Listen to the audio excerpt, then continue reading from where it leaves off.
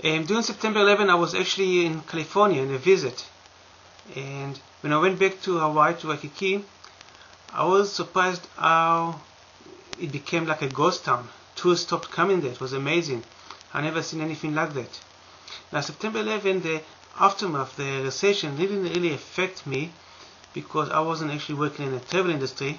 I was living on actually my savings from the real estate, and actually it was even good for me, the situation, because my girlfriend and I lived on a 2-to-1 deals basically for the entire year.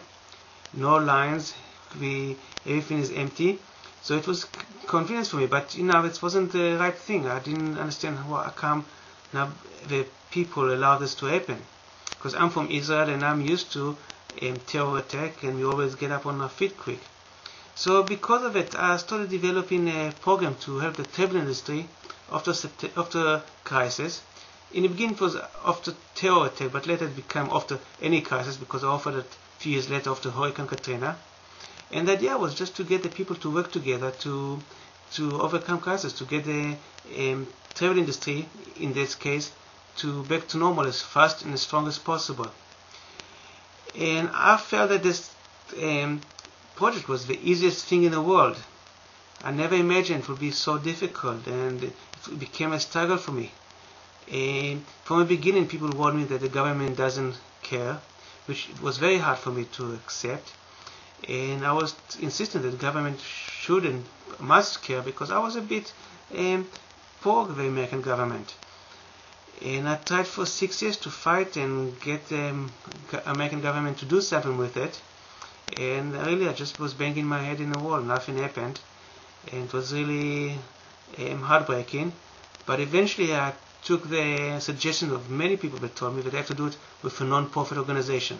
I didn't want to start a non-profit organization myself, but I realized that the government won't do that. So eventually, I took the advice, and I thought that now things would go well.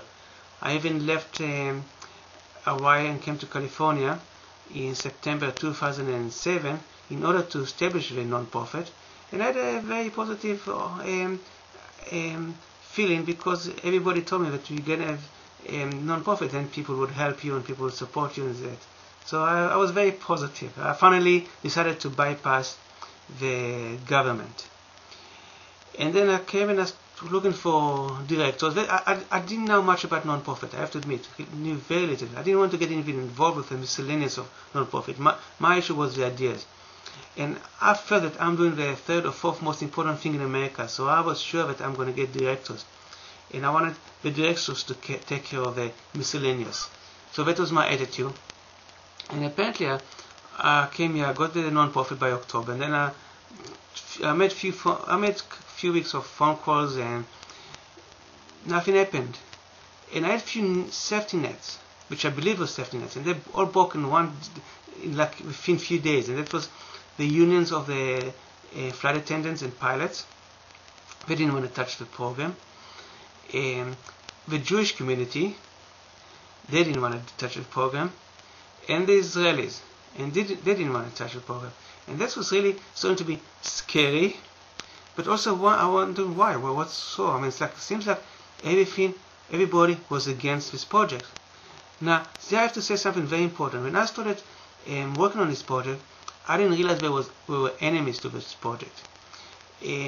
As a matter of fact, after September 11 was done by the orchestrated by Allah, not by the Satan. So I didn't expect the Satan to fight what I was doing. I knew from my experience in Israel that what I'm doing is very simple and basic, so I didn't see a problem there. And that was a big misjudgment on my behalf, because actually the one behind September 11 was the Satan, and everything I was trying to do with my project was against what he wanted, because in the future he doesn't want a project like me that will give the people a way out, but he wants to subdue them into bigger crisis and complete submission. And I didn't realize that I was fighting the Satan. That was a big mistake of mine. I should have checked it much better 6 years ago, and I didn't.